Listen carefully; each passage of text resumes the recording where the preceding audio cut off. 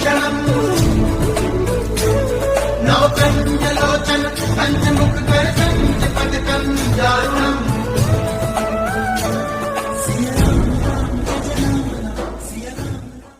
महाराज जी के आज के विशेषांक में रक्षा सूत्र परिवार के सभी सदस्यों का हार्दिक स्वागत है। बाबा जी के भक्तों को राम राम। 50 के दशक के उत्तरार्ध की बात है। एक दिन जीवंती माँ अपने स्कूल की एक अध्यापिका के साथ नैनीताल स्थित श्री माँ के घर गईं। श्री माँ उस समय रसोई में भोजन प्रसाद बना रही थीं। व्यस्त होने के कारण श्री माँ ने उन दोनों को रसोई में ही बुला लिया। मेरे पूछने पर उस दिन का वर्णन करते हुए जीवंती माता जी के चेहरे पर आनंद की आभा झलकने लगी थी। मिट्टी से लिपी हुई रसोई बहुत साफ सुथरी थी। चूल्हे में लकड़ी की आग जल रही थी। एक तरफ चमकते हुए बर्तन बड़े करीने से लगाए गए थे।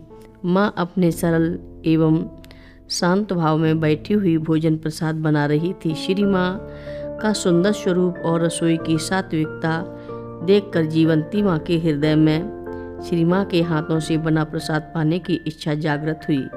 जीवंती माँ के लिए ऐसा विचार करना बड़े आश्चर्य की बात थी, क्योंकि उन दिनों रूढ़िवादी ब्राह्मणों द्वारा अन्य जाति के लोगों के घर भोजन करना वर्जित माना जाता था।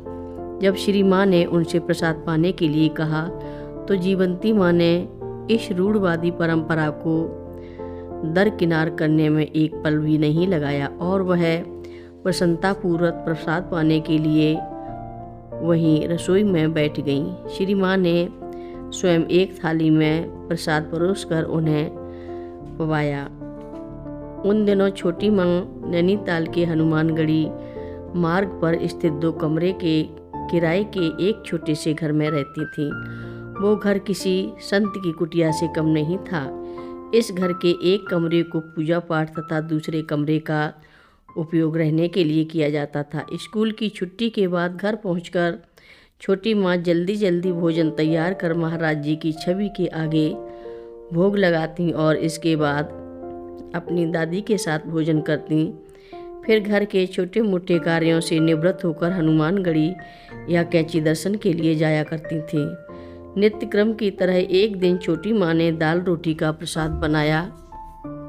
जब उन्होंने भोग की थाली महाराज जी की छवि के आगे रखी तो उन्हें लगा कि दाल कच्ची रह गई है और उन्होंने उसी समय भोग की इस थाली को हटाकर दूसरी थाली में केवल फलों का भोग महाराज जी को लगाया और स्वयं कैंची के लिए चल पड़ी। जीवंती माँ जब कैंची पहुंची तो उन्होंने महाराज जी को अपने तख्त पर भक्तों से घिरे हुए बैठे देखा। जैसे ही जीवंती माँ ने महाराज जी को प्रणाम किया तो महाराज जी वहां उपस्थित भक्तों की ओर देखते हुए बच्चों की तरह जोर जोर से कहने लगे, आज इसने हमें भूखा रखा है, आज इसने हमें भूखा रखा है।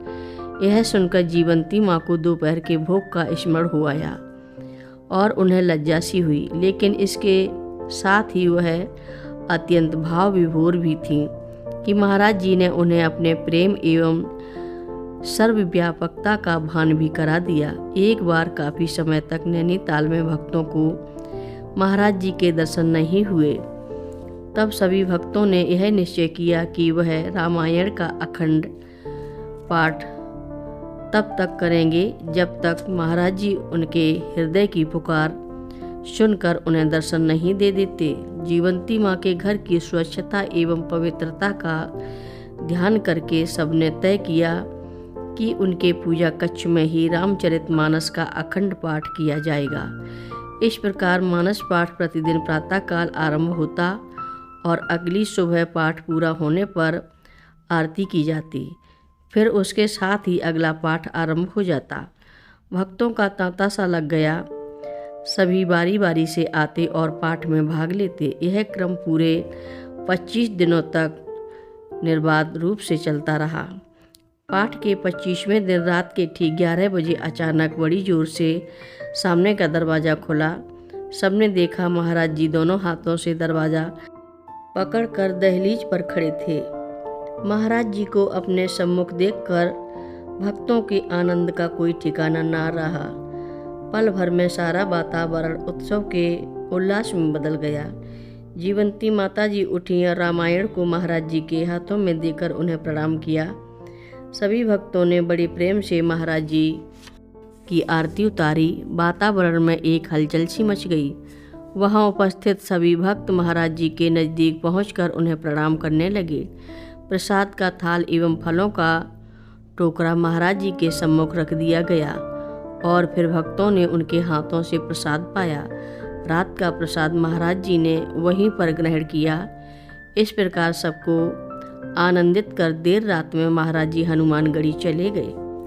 अगले दिन जब स्थानीय लोगों को पता चला कि महाराज जी हनुमानगढ़ी पधारे हैं तो भक्तों की भीड़ उनके दर्शन के लिए उमड़ने लगी। दर्शनों के बाद महाराज जी सभी भक्तों से कहने लगे कि जीवंती माँ के यहाँ जाओ, वहाँ भंडारा है। लोगों की भीड़ देखते हुए कुछ भक्तों को चिंता हुई और उन्होंने महाराज जी से निवेदन किया कि जीवंती माँ एक साधारण अध्यापिका हैं, वह अपने सीमित साधनों से इतने लोगों को प्रसाद कैसे पवाएंगी। महाराज जी ने उनकी बात अनसुनी कर दी और बोले, जीवंती माँ को तुम लोग नहीं जानते हो, वो तो कुबेर के भंडार की मालकिन है। जब जीवंती माँ को यह बताया गया कि महाराज जी हनुमानगढ़ी से काफ़ी बड़ी संख्या में भक्तों को प्रसाद पाने के लिए उनके घर भेज रहे हैं तो उन्होंने कुछ महिलाओं से हवन की तैयारी करने को कहा और स्वयं सब्जी व अन्य सामग्री लाने के लिए बाजार चली गईं। बाद के दिनों में जीवंती माँ ने मुझे स्वयं बताया कि केवल 14 आने में वह 2.5 किलो घी और बहुत सारी सब्जियां ले आईं।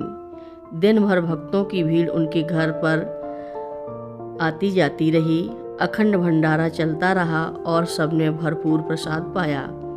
कथा लंबी है, आगे की कथा सभी भक्तों को अगले भाग में सुनाएंगे।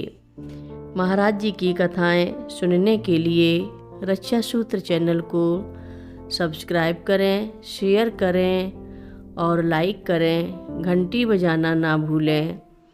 कमेंट बॉक्स में लिख भेजें, जय नीप करोरी बाबा जी महाराज। सभी भक्त मिलकर बोलो, नीप करोरी बाबा जी महाराज की जय बोलो।